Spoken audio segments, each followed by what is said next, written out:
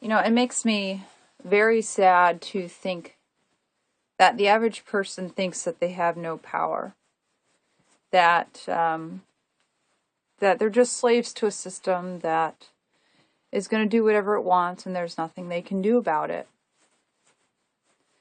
And I want to change that. I want to empower you and make you realize just how much you really do count.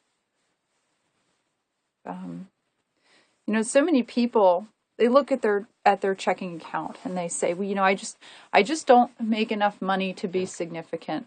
You know, who am I? I'm just so broke all the time, paycheck to paycheck. There's nothing I can do. And what they don't realize is that the banking system absolutely relies on every single one of us, whether you have money or not.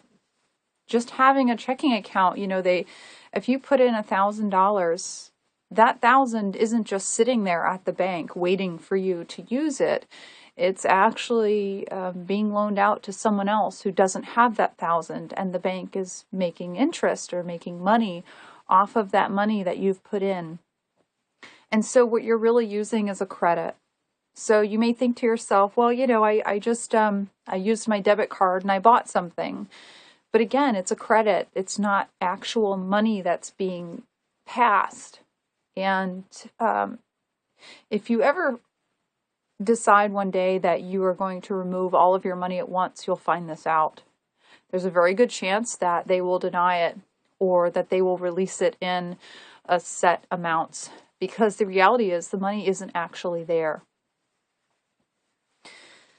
So government, corporations, banks, all of these things are just that. They're things. They're not people. They have no moral. They don't have heart. They don't care about you in that sense. They are systems. They're machines. They do what they do because it's just what they are. You know, I don't know why people try to think of them as other people, because they're not.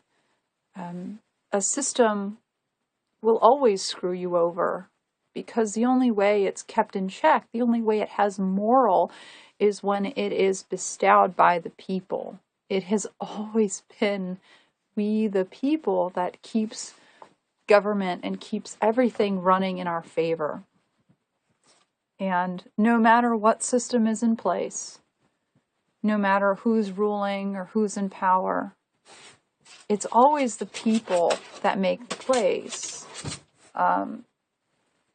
And if they could just realize that, they would actually do something about it. If everyone just removed all of their money from their checking account and kept it in a safe, you would see the tremendous power that we would hold by doing that.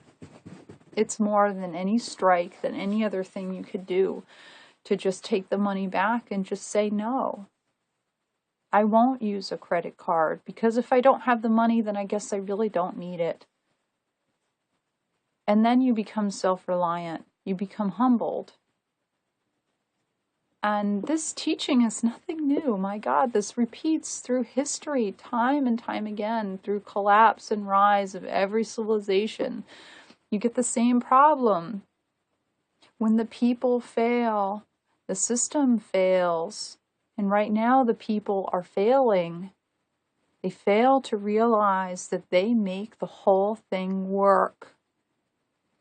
And instead of maintaining that system, they've basically abandoned it. They've left it to its own means. And that's why it's running rampant without a driver. It's just doing its own thing. And then people wonder why it's not working in their favor.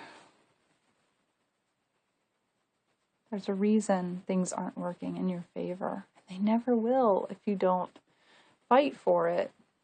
It would be nice to say, oh, you know, one day we'll have a president and we'll have a government that does everything for the people, and we won't have to lift a finger. It'll just work.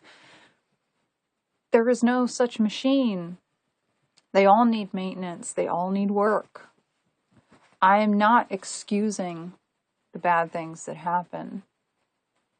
What I'm telling you is that you are the mechanic, and you have the power to change the machine. You have the power to demolish the machine.